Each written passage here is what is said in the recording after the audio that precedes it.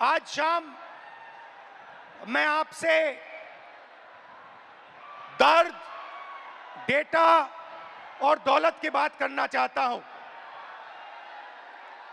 आपका दर्द, आपका डेटा, मगर आपका धन नहीं, जो आपका होना चाहिए, उनका धन। इन तीन चीजों के बारे में मैं आपसे बात करना चाहता हूं। ये आप हो, आप भारत की शक्ति हो, भारत की शान हो, भारत की स्ट्रेंथ हो। और जब मैं कहता हूं आप भारत की शक्ति हो, भारत की स्ट्रेंथ हो, मैं भीड़ की बात नहीं कर रहा हूं। मैं हर हिंदुस्तान के नागरिक, हर यूथ की बात कर रहा हूं, इंडिविजुअल्स की बात कर रहा हूं। आप सब में इंटेलिजेंस है, इमेजिनेशन है, कैपेसिटी है, और अगर ये देश आगे बढ़ेगा तो आपके बल पे, आपकी स्ट्रेंथ पे इस देश का फ्यूचर बनेगा। हिंदुस्तान के पास सबसे बड़ा, दुनिया में सबसे बड़ा यूथ का पॉपुलेशन है। 40 करोड़ युवा, आप जैसे युवा, एनर्जेटिक युवा इस देश में रहते हैं। ये इस देश की स्ट्रेंथ है। चाइना की बात होती है, अमेरिका की बात होती है, रशिया की बात होती है, इंडिया के यूथ के सामने, इंडिया के यूथ पोटेंशियल के सामने ये सब लोग कुछ नहीं है। 21वीं सदी में एक और चीज हुई है। 21वीं सदी में अगर देश प्रगति करता है तो दो चीजों के बल पे करता है। यूथ पोटेंशियल जो आप में है और डेटा जो आप क्रिएट करते हो। हिंदुस्तान के पास यूथ है और सबसे ज्यादा, दुनिया में सबसे ज्यादा डेटा हिंदुस्तान में है। 1 गीगाबाइट डेटा प्रति भारतीय प्रतिदिन इस्तेमाल करता है। और प्रगति होगी, फ्यूचर होगा तो डेटा और आपके पोटेंशियल पे होगा। युवा plus data is equal to 21st century economy.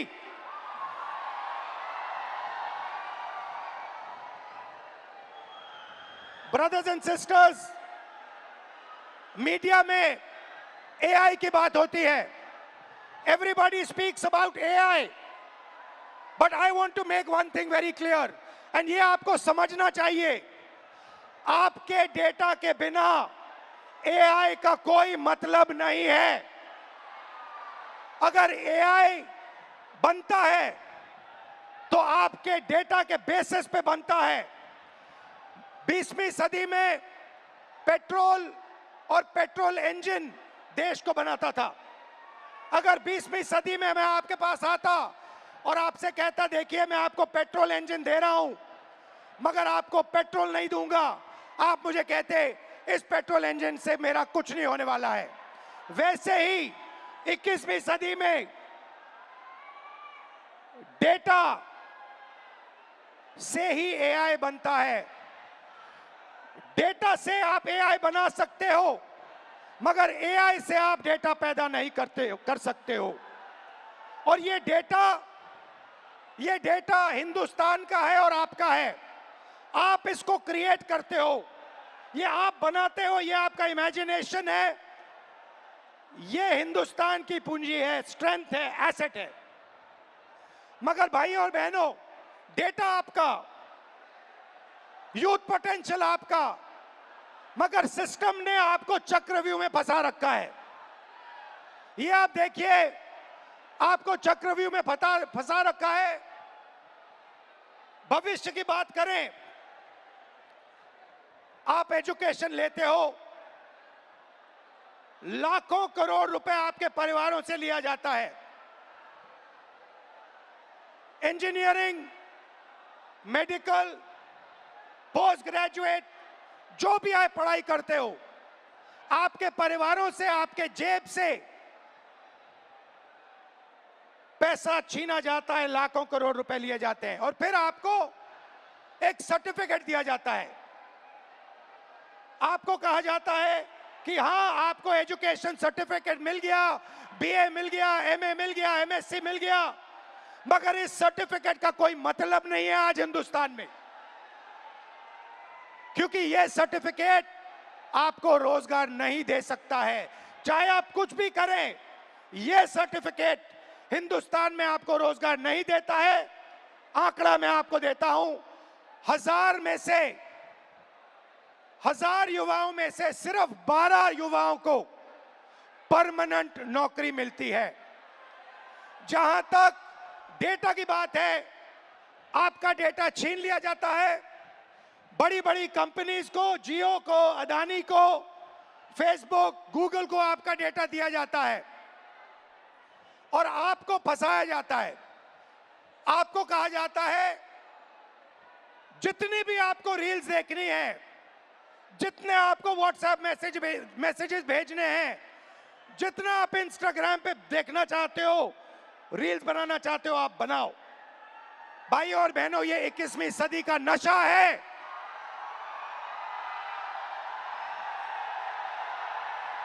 ये 21वीं सदी का नशा है। और फिर आपसे कहा जाता है कि ब्लिंकिट में काम करो, ऊबर में काम करो, मजदूरी करो, 21वीं सदी का नशा लो, मगर तुम्हें नौकरी नहीं मिल सकती, रोजगार नहीं मिल सकता इस हिंदुस्तान में। आइए एक युवा की आवाज सुने।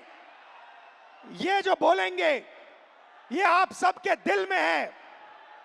ये जो सवाल उठा रहे हैं, हिंदुस्तान का हर एक युवा यही सवाल पूछ रहा है, उठा रहा है। होता हम भी सीट खरीद लेते। आज मैं ब्लिंकिट में काम करता हूँ 10 घंटा, उसके बाद मैं पढ़ाई करता हूँ। इंडियन आर्मी का एग्जाम दिया, 1 नंबर से मैं बच गया। सीट खरीदता, मैं ब्लिंकिट में काम नहीं करता। ये कह रहा है कि शिक्षा लेने के लिए मुझे ब्लिंकिट में बंधुआ मजदूर जैसे काम करना पड़ा और उसके बाद, मजदूरी करने के बाद, 21वीं सदी की मजदूरी करने के बाद पेपर लीक होता है और कोई अमीर बच्चा, अमीर परिवार पेपर खरीद के मेरे फ्यूचर को खत्म करता है। आइए, वेलकम। कैसे हैं आप? नाम क्या आपका? मेरा नाम सर अजय राघव है। अविनाश और अजय। हाँ। आइए, अविनाश और अजय दोनों स्टूडेंट्स हैं, इनसे थोड़ा सुनते हैं, इनका एक्सपीरियंस क्या रहा है, बताइए। सर मैं यूपीएसआई एस्पिरेंट हूँ। तो पास पकड़ते हैं। सर मैं यूपीएसआई एस्पिरेंट हूँ और उत्तर प्रदेश में यूपीएसआई की भर्ती 5 साल के बाद आती है। 2020-21 यूपीएसआई की भर्ती 2020-21 में आई थी। इससे पहले तो उसमें व्यापक स्तर पर घोटाला हुआ था।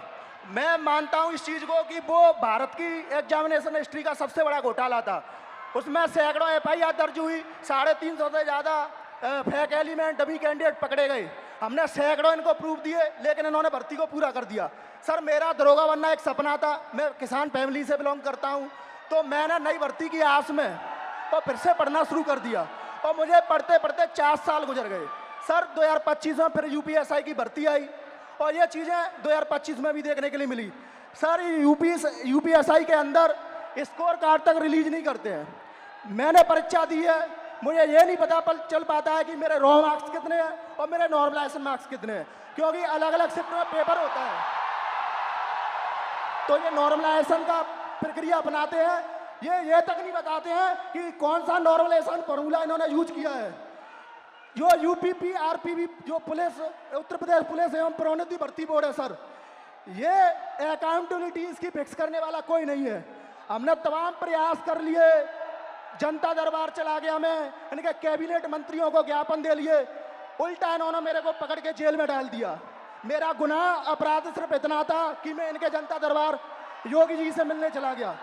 सर ये नॉर्मलाइजेशन का फॉर्मूला नहीं बताते हैं, ये खुद तय करते हैं कि किस अभ्यर्थी के मतलब मार्क्स बढ़ा करके अंदर लेना है और किस अभ्यर्थी को बाहर करना है। ये उत्तर प्रदेश पुलिस का भर्ती बोर्ड तय करता है।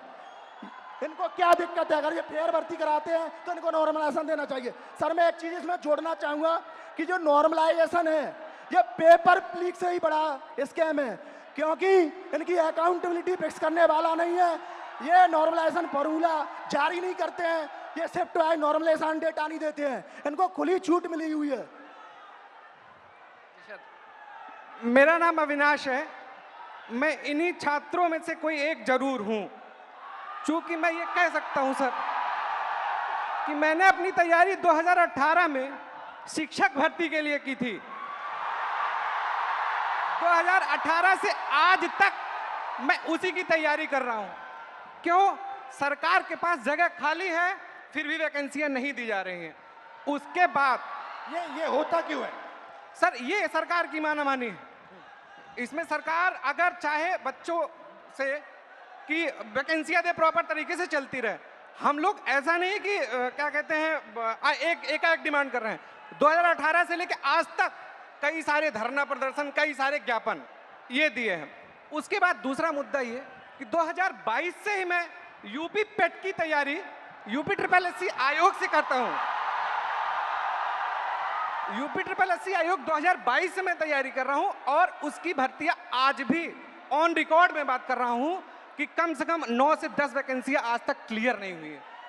और उसमें से बहुत सारी वैकेंसियां जिसके लिए हम लोगों ने लाठी खाई, ज्ञापन दिया, लोगों से जाके मिले कि हमारी दर्द, हमारे दुख को समझा जाए, लेकिन आज तक सरकार के कान में ये बात पहुंची नहीं है। इसमें से बहुत सारे ऐसे हमारे भाई बहन हैं जो उस चीज से पीड़ा में ग्रसित हैं। और बताइए। और सर ये है कि देखिए हमारी कुछ मांगे हैं, आपसे भी है, सरकार से भी है कि ये जो जितनी वैकेंसियां हैं उसका एक प्रॉपर कैलेंडर तैयार कर दें। आप चुनाव कराते हैं, 3 महीने में रिजल्ट देते हैं, आप हमारा रिजल्ट 5 साल में नहीं दे पा रहे हैं, पहली चीज। दूसरी चीज, हमारी वैकेंसियों का यूपी SSS स्पेशली कोई स्कोर कार्ड नहीं जारी करता है मेंस का।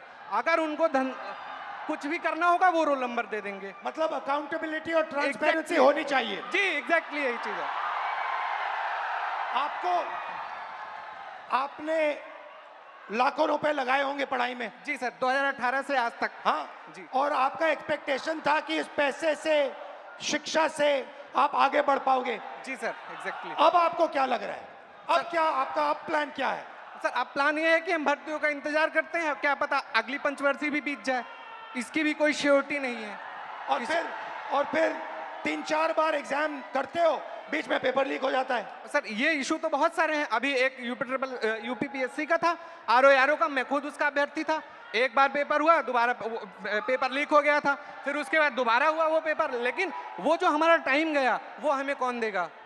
बिल्कुल, जो हमारा टाइम गया, हमारा पैसा। जब आपका पेपर लीक हुआ आपको क्या फीलिंग आई? अंदर क्या लगा आपको, यार ये क्या हुआ, क्या करें क्या? मतलब ये होता है ना सर, कभी कभी एग्जैक्टली मैं बता रहा हूँ, उस 10 बाई 10 के कमरे में कभी आप बैठ के सोचिए कि अगर हमारा पेपर लीक हो गया, हम किससे बात करें अपनी, किसको अपना मुंह दिखाएं कि यार अब मेरा इस बार नहीं हुआ, पेपर लीक हो गया, मैं किससे जाके कहूँ? और सालों आपने मेहनत की, घंटों आपने मेहनत की और 1 सेकंड में पूरा खत्म हो जाता है। सर एग्जैक्टली यही चीजें होती हैं।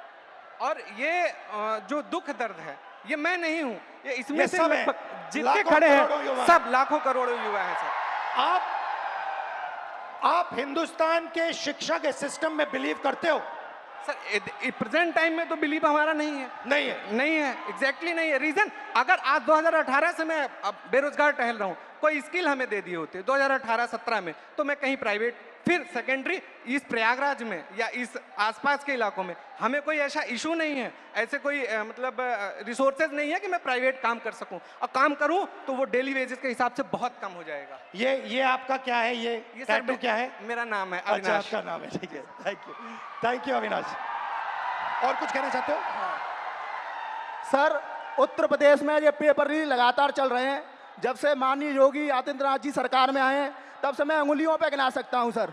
2017 दरोगा भर्ती पेपर लीक, उसके बाद यूपी कांस्टेबल 2018 पेपर लीक, उसके बाद 2020-21 की यूपीएसआई भर्ती पेपर लीक, और 2022 का लेखपाल भर्ती पेपर लीक, और 2023 में आरओ एआरओ वो भी पेपर लीक, 2023 का कांस्टेबल भर्ती पेपर लीक, और ये स्कोर कार्ड नॉर्मलाइजेशन की धांधली वर्तमान में चल रही है।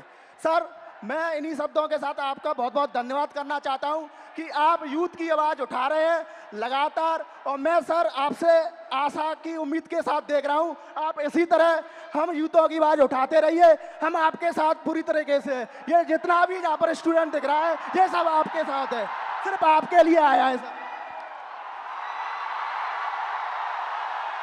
Thank you, thank you. तो आपने सुनी उत्तर प्रदेश के स्टूडेंट्स की आवाज। अब प्रॉब्लम क्या है मैं आपको बताता हूं। प्रॉब्लम है कि आप पढ़ाई करते हो, पैसा डालते हो, मेहनत करते हो, मगर रोजगार के सारे दरवाजे हिंदुस्तान में बंद पड़े हुए हैं, एक दरवाजा खुला नहीं है। दरवाजे कौन से हैं? पहला दरवाजा मैन्युफैक्चरिंग का। आज दुनिया में आपको मेड इन चाइना दिखेगा, मेड इन वियतनाम दिखेगा, मेड इन बांग्लादेश दिखेगा, मगर मेड इन इंडिया नहीं दिखेगा। इसका कारण है नोटबंदी और गलत जीएसटी ने हमारे मैन्युफैक्चरिंग सिस्टम को खत्म कर दिया है।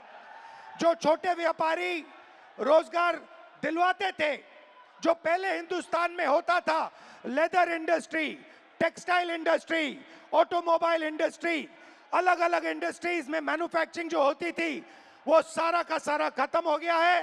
पहला दरवाजा बंद। दूसरा दरवाजा एंटरप्रेन्योरशिप का, जिसको स्टार्टअप इंडिया कहा गया। स्टार्टअप इंडिया में सबसे जरूरी चीज आप जैसे स्टूडेंट्स को बैंक लोन, छोटे बिजनेसेस को बैंक लोन, फाइनेंशियल सपोर्ट। भाई और बहनों, हिंदुस्तान के बैंक्स आप जैसे स्टूडेंट्स को 1 रुपया कभी नहीं देंगे। अंबानी अदानी को लाखों करोड़ रुपए देंगे, मगर आपको 1 रुपया नहीं देंगे। 90% स्मॉल और मीडियम इंडस्ट्रीज जो हैं, उनको बैंक लोन नहीं मिलता है। एंटरप्रेन्योरशिप का दरवाजा बंद है। तीसरा दरवाजा, जिसको हम कहते हैं सरकारी नौकरी का, जिसमें आप पेपर लीक का सामना करते हो, उस दरवाजे में भाइयों और बहनों 150 में से एक युवा निकलता है। अगर 150 युवा एग्जाम लेते हैं, सरकारी नौकरी ढूंढते हैं, एक युवा उसमें से निकलता है। पब्लिक सेक्टर, जो पहले 10 साल पहले 14 लाख युवाओं को यह रोजगार देता था, भाइयों और बहनों, पब्लिक सेक्टर को प्राइवेटाइज कर दिया गया है।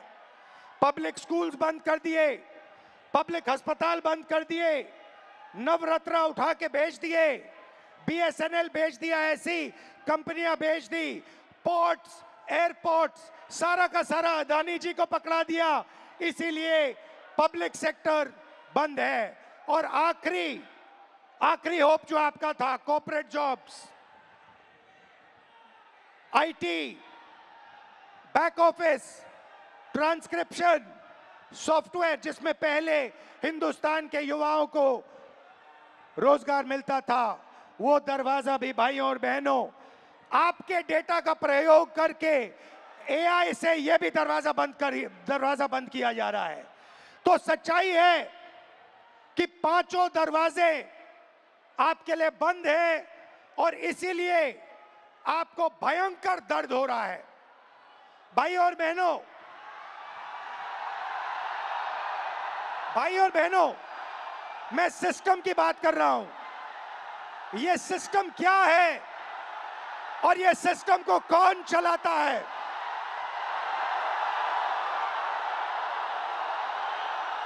भाई और बहनों, डेटा आपका, दर्द आपका, दौलत इनकी।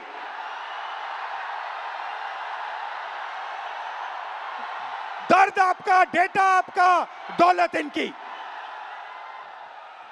ये सिस्टम है।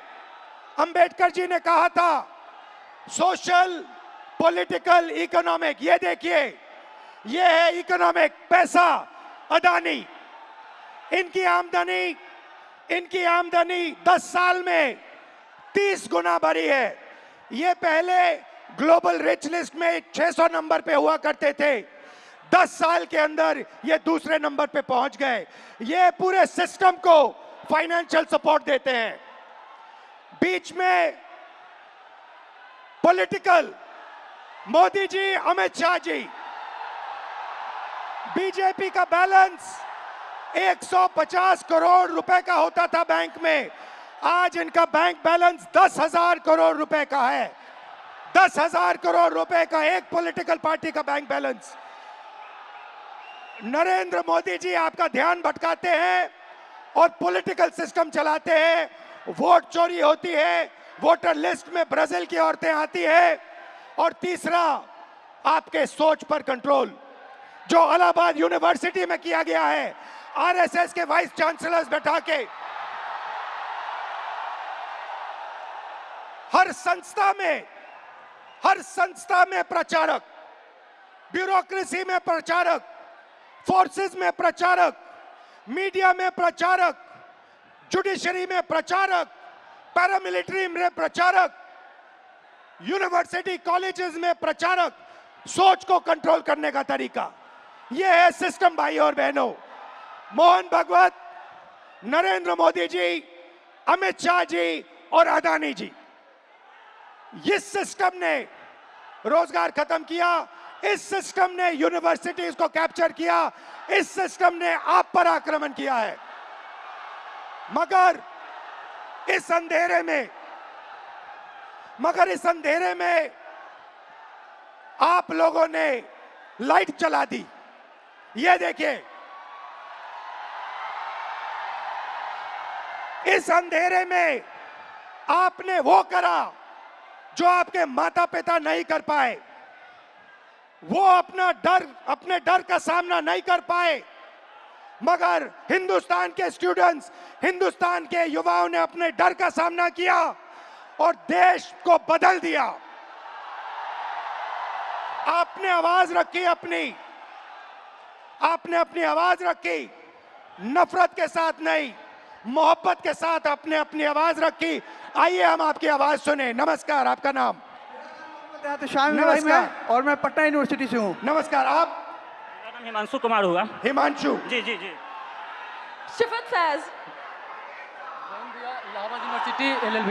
नमस्कार सर, मेरा नाम कुणाल पांडे, मैं इलाहाबाद विश्वविद्यालय से। शाबाश, वेलकम आप सबका।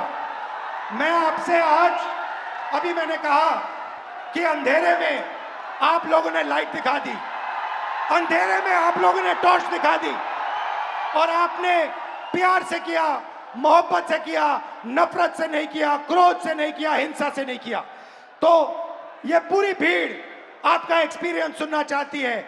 आपने क्या सहा, आपने क्या किया, थोड़ा बताइए, एक एक करके बताइए। साथियों, जो 22 जुलाई को पटना में बिहार बंद का कॉल था, हम लोग राजभवन मार्च कर रहे थे और वहाँ एक चीज़ हमें एहसास हुआ कि पुलिस ऐसे मौके की तलाश में थी कि वो हम पे लाठी भी चार्ज कर ले, उन पे इल्जाम ना हो। जब हम राजभवन से थोड़ी देर पहले पहुँचे, वहाँ पे पुलिस वाले थे बिना बैच के, और लाठी की जगह पे वो बैम्बू लिए हुए थे।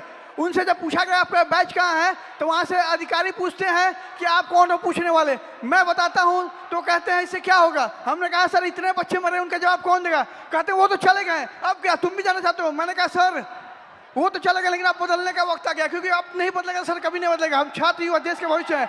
उसके बाद वो वाटर कैनन चलाने लगते हैं, जिससे हमें फर्क नहीं पड़ता है। उसके बाद वो लाठी चार्ज करते हैं, जिससे उनका टारगेट था या सर पे मारो या पैर में। उन्होंने मेरे पैर पे बहुत मारा, मैं गिर गया। उसके बाद वो लाठी चार्ज करने लगे, स्टोन चलाने लगे, आंसू गैस।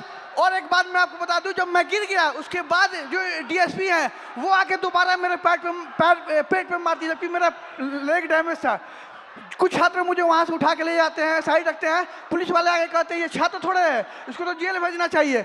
इवन वो एम्बुलेंस नहीं आने देते हैं। मुझे 3 इडियट की मूवी की तरह स्कूटी पे हॉस्पिटल ले जाना पड़ता है। बीच में आ जाओ, बीच में आ जाओ। जैसे सर मैंने बताया कि वो एम्बुलेंस तक नहीं आने देते हैं। हमें 3 इडियट के स्कूटी की तरह मुझे स्कूटी पे हॉस्पिटल ले जाया गया है और नेक्स्ट डे जब फिर मैं हॉस्पिटल जाता हूँ मुझे डिटेन किया जाता है। मेरे पैर में बैंडेज लगा था, 15 घंटा मुझे थाने में बंद करके रखा गया और जितने फोटो थे सबसे मुझे मिलाया गया। नाम पूछा गया, जब मैं नाम बताया तो इंचार्ज कहती है इसको तो मुझे लगता है कहीं देखा है। मैंने कहा मैम मैं नॉर्मल स्टूडेंट हूँ, मेरे ऊपर एक भी FIR नहीं है। तो कह रही वो तो मैं देख लूँगा। धमके दिए जाते हैं उन्हें। हमें मैं ये बता दूं कि जब हमें PR बॉन्ड साइन करवाया गया उसके बाद हमारे एड्रेस पे डिटेन करने के लिए छापे पड़ रहे हैं। हम छात्र हैं, देश के भविष्य हैं और आज आप हमारे पर अत्याचार कर रहे हैं। हम क्या कह रहे हैं, हमें तो नौकरी चाहिए। हम पहले नौकरी के लिए आंदोलन करें, फिर एग्जाम के लिए आंदोलन करें, फिर रिजल्ट के लिए आंदोलन करें और फिर पेपर लिए उसके लिए आंदोलन। हम छात्र हैं या आंदोलन जीवी है? हम छात्र हैं और आप हमसे वोट लेते हैं तो सर कहते हैं, भैया कहते हैं। आज हमें कहते हैं कि हम कॉकरोच हैं। सर हम देश के जेनजी हैं और आज आपका सत्ता है, कल हम पलट भी सकते हैं। लेकिन ये गलतफहमी मत रहिएगा मोदी जी, हम बिहारी हैं, ठीक है। और मैं एक बात बता दूं, आप मुझे जितने धमके देते, मैं स्वतंत्रता सेनानी परिवार से आता हूं और ये लड़ाई के लिए कल भी मुझे लड़ने पड़ी तो मैं देश के लिए अपनी जान न्यौछावर कर दूंगा, लेकिन छात्रों के हक के लिए हमेशा लड़ते रहूंगा।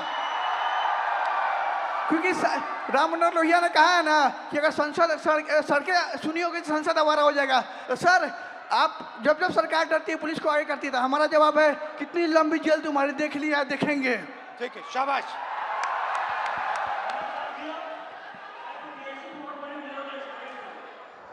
सर मैं मतलब कि मैं बीएड हमारी मम्मी करवाई थी जमीन बेचकर। 4 साल से वैकेंसी अभी तक नहीं आई है सर। जब आंदोलन करने जा रहा हूँ तो सर मतलब कि सम्राट चौधरी का गुंडा जो कि पुलिस जो हम लोग को लाठी से मारती है और जेल भेजती है।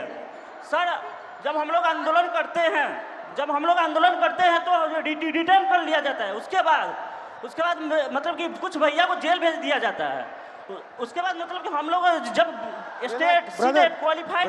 रिलैक्स करो, कोई प्रॉब्लम नहीं है, घर में हो अपने, खुल के बोलो, टेंशन मत लो। ये जब मैं पहली बार ऐसे बोला था मैं भी नर्वस था, इसमें कोई प्रॉब्लम नहीं है, खुल के बोलो। मैं मतलब state qualified CTET qualified PG BEd करके आया हूँ, फिर भी 4 साल से वैकेंसी नहीं आई है सर। जब मतलब कि आंदोलन 4, 5, 6 साल से मैं पटना में रहकर पढ़ाई करता हूँ, किसान का बेटा हूँ सर। ये महीना का 10 से 15 हज़ार रुपये खर्चा होता है सर, कहाँ से मम्मी देगी? अब मम्मी टेंशन में चली जाती है। मेरे पास 2 ऑप्शन है सर, या चाय का दुकान खोलूंगा या सुसाइड करूंगा सर, उसके अलावा कोई ऑप्शन नहीं है सर मेरे पास। सुसाइड आपका ऑप्शन नहीं हो सकता ब्रदर। मेरे पास PG BEd इतना स्टेट सीटेट क्वालिफाइड होने के बाद 20,000 का नौकरी भी नहीं मिलेगा सर पूरा इंडिया में। उसके बाद मैं सर जब मतलब कि मम्मी मतलब कि सुनती है कि आंदोलन में गया है तो मम्मी को पानी चढ़ने लगता है सर टेंशन से। उसके बाद सर मतलब हमारे एक मंत्री हैं बिहार के, अशोक चौधरी नाम है सर, वो 56 साल के होकर वो प्रोफेसर बने हैं सर, जो कि नीतीश कुमार के राइट हैंड है सर। वो कैसे बन गए सर? बिना विदाउट इंटरव्यू का कैसे बने सर? एक सीट खा गया सर ये मतलब युवा का। अच्छा आपके फैमिली ने कर्ज लिया? सर जमीन बेच के मतलब BEd किया हूँ सर। सोच लीजिए कि हम किस लेवल के हैं फैमिली सर। अभी तक 4 साल से वैकेंसी नहीं आई है सर। सोचिए हर महीना सर हम मतलब वैकेंसी डेट निकाला जाता है, लेकिन निकाला मतलब कि वो निकलता नहीं है सर। आज भी सितंबर में एग्जाम का डेट दिया हुआ है, अभी तक फॉर्म नहीं आया है सर। फिर आंदोलन करूंगा, फिर थाना में जमा होऊंगा, लेकिन डरूंगा नहीं सर इस सम्राट चौधरी के गुंडा से। शाबाश शाबाश, बहुत अच्छा बोले। ग्रीटिंग्स टू ऑल, मेरा नाम शिफत फैज है और मैं थोड़ा पास से पकड़ा। ग्रीटिंग्स टू ऑल, मेरा नाम शिफत फैज है और मैं फर्स्ट फीमेल वाइस प्रेसिडेंट हूँ पटना यूनिवर्सिटी स्टूडेंट यूनियन की, इंडिपेंडेंटली इलेक्टेड। जब 20 तारीख को दिल्ली के जंतर मंतर के प्रोटेस्ट के दौरान पुलिस और गवर्नमेंट के थ्रू स्टूडेंट पर ब्रूटली मारा पीटा गया, उन पर वाटर कैनाल्स फेंके गए, उन पर टीयर गैसेस चार्ज किए गए, उसके खिलाफ 22 जुलाई को पटना में स्टूडेंट्स ने प्रोटेस्ट का कॉल दिया।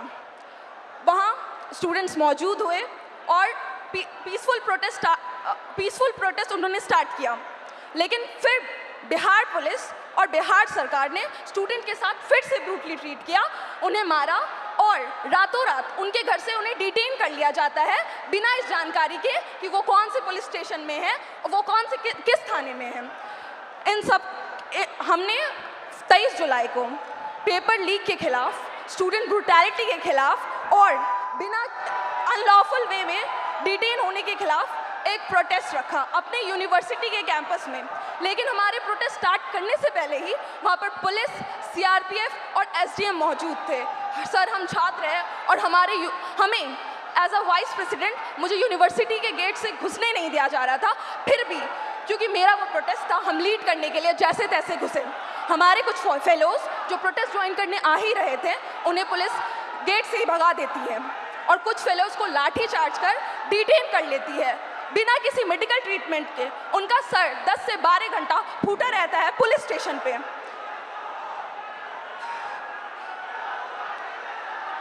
लेकिन Don't worry, relax. लेकिन उस रात हमें छोड़ दिया जाता है। लेकिन अगले सुबह से बिहार की सड़कों पे जो स्टूडेंट प्रोटेस्ट नहीं भी कर रहे थे, उन्हें उठा लिया जाता है लाइब्रेरी से, उनके घर से, बिना किसी पुलिस वारंट को। और 25 जुलाई को शिवान में एक 47 फायर किया जाता है, उसमें एक स्टूडेंट की मौत हो जाती है और एक स्टूडेंट हॉस्पिटलाइज रहता है। क्या इसके खिलाफ बिहार सरकार ने अपनी एक आवाज़ नहीं उठाई, ना ही एक बात रखी? खैर, आप सब जानते हैं कि बुराई का अंत होता है और हमारी जीत हुई। 25 जुलाई को जब आप लोग धर्मेंद्र प्रधान की इस्तीफा की खुशी मना रहे थे, तब बिहार के छात्रों में अलग सा डर और भय मौजूद था। उन्हें कहीं से भी कभी भी अरेस्ट कर डिटेन कर लिया जाता और उन्हें किस पुलिस स्टेशन में भेजा जाता, इसका कोई अता पता नहीं है। चलिए अब हम बिहार के महिला शिक्षा व्यवस्था पर बात करते हैं। जब एक बिहार की लड़की अपने पढ़ाई के लिए लड़ती है तो सबसे पहला लड़ाई उसका उसके घर वाले से होता है। वो जैसे तैसे घर से निकल तो जाती है, फिर बिहार सरकार वैकेंसी नहीं निकालती है, फिर उसके लिए वो प्रोटेस्ट करती है, वैकेंसी निकालती है, फिर पेपर लीक हो जाता है, फिर उसके लिए वो प्रोटेस्ट करती है, उसी दौरान उन्हें मारा जाता है, डिटेन कर लिया जाता है, अरेस्ट कर लिया जाता है। हम स्टूडेंट हैं, कोई प्रोटेस्टर नहीं है, और फिर बिहार सरकार इसी चक्रव्यूह में हमें छोड़ देती है। खैर, यही है हमारे बिहार का शिक्षा व्यवस्था। और सर, हमारा गवर्नमेंट से यही अपील है कि अगर आपको लगता है कि हम आपके डिटेन और अरेस्ट से डर जाएंगे तो ये आपकी गलतफहमी है। और सर, कल को अगर आप गवर्नमेंट रूलिंग पार्टी बने तो हमें ये एक्सपेक्ट है कि जैसे आप आज स्टूडेंट्स के खिलाफ, स्टूडेंट के साथ खड़े हैं, वैसे कल भी खड़े रहे। बिल्कुल बिल्कुल सर, आपसे यही उम्मीद है। थैंक यू, शाबाश। सर, सबसे पहले इलाहाबाद विश्वविद्यालय और पूर्वांचल के हमारे हजारों छात्रों की तरफ से आपको धन्यवाद सर।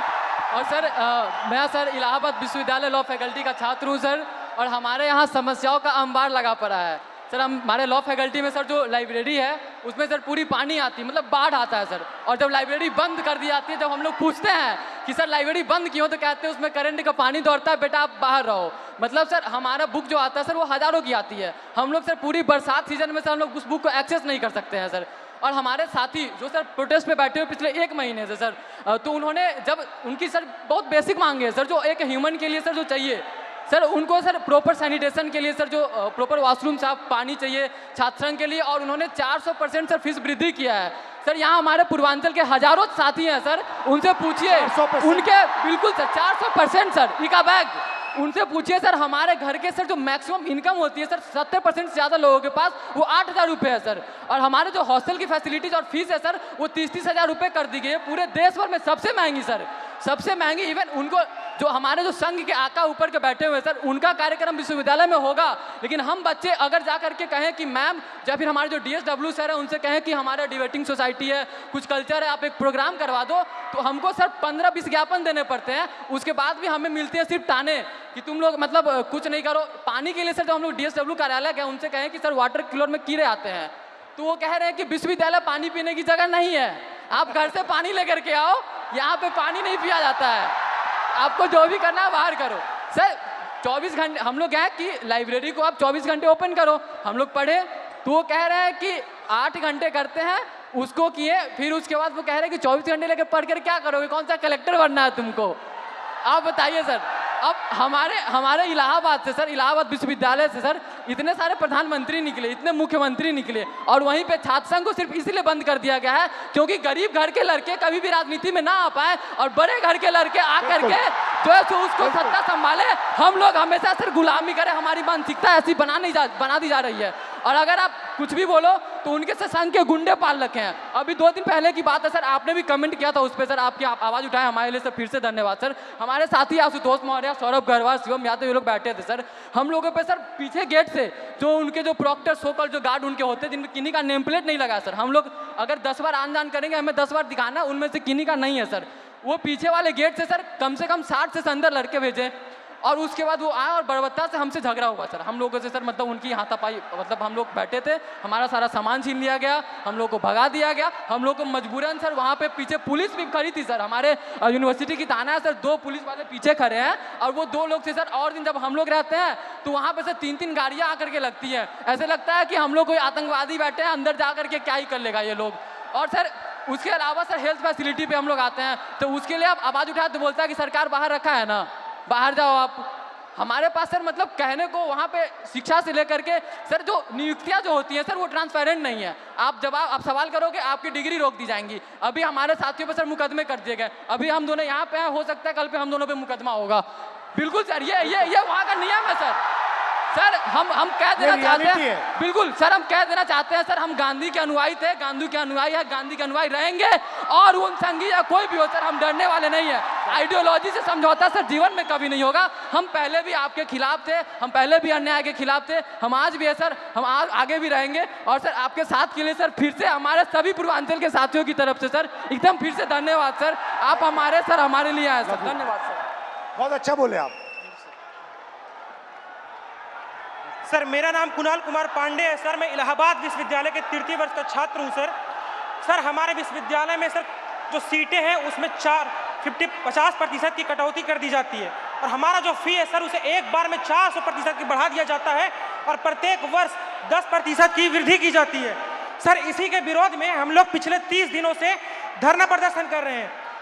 सर हमें विश्वविद्यालय में धरना नहीं देने दिया जाता है सर, और सर हमें कभी कठिनाइयों का सामना करना पड़ता है। और सर हमारे जो VC मैम है सर, वो जो छात्र धरना प्रदर्शन करते हैं सर उन पर FIR कर देती है। हमारे 5 साथियों पर FIR कर दिया गया है और उन्हें विश्वविद्यालय के अंदर प्रवेश मना कर दिया गया है सर। हम इससे बहुत पीड़ित हैं सर। इलाहाबाद विश्वविद्यालय के सभी छात्र बहुत उम्मीद से आपके पास आए हैं सर।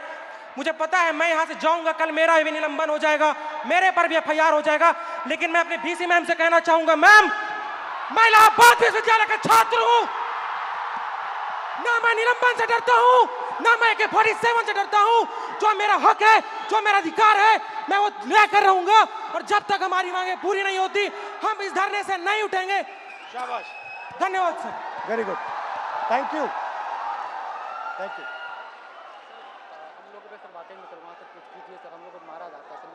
अब मुझे बुला लो, मैं आ जाऊंगा। हाँ, अलंकार है, मुझे बुला लो, मैं आ जाऊंगा। ठीक है, घबराओ मत। Very good. तो ये थी बिहार और उत्तर प्रदेश और इलाहाबाद यूनिवर्सिटी की आवाज। अब मैंने आपसे कहा कि आपने अंधेरे में टॉर्च जला दी, आपने हिंदुस्तान के स्टूडेंट्स को जगा दिया। आप सब अब बात समझ गए हो। मैंने आपसे सिस्टम की बात की। हम नफरत से और हिंसा से कभी काम नहीं करेंगे। हिंदुस्तान का कल्चर सत्य और अहिंसा का है, नफरत का नहीं है। और एक भी स्टूडेंट के दिल में नफरत नहीं होनी चाहिए, सिर्फ मोहब्बत होनी चाहिए। मैंने आपको पिछली स्लाइड में मोदी जी की फोटो दिखाई, अमित शाह जी की फोटो दिखाई, अदानी जी की दिखाई, मोहन भगवत की दिखाई, मगर नफरत नहीं करनी है, सिस्टम बदलना है। प्यार से, मोहब्बत से, नफरत से नहीं। सिस्टम को खत्म, टाटा बाय बाय करना है।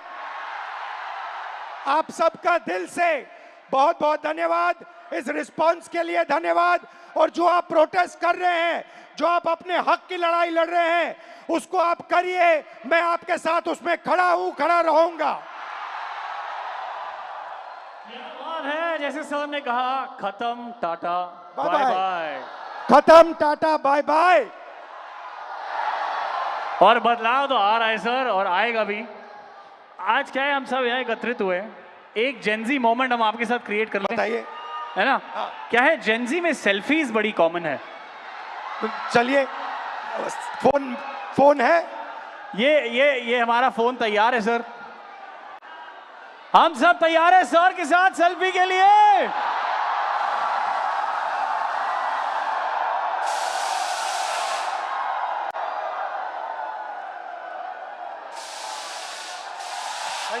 Thank you so very much. Lovely.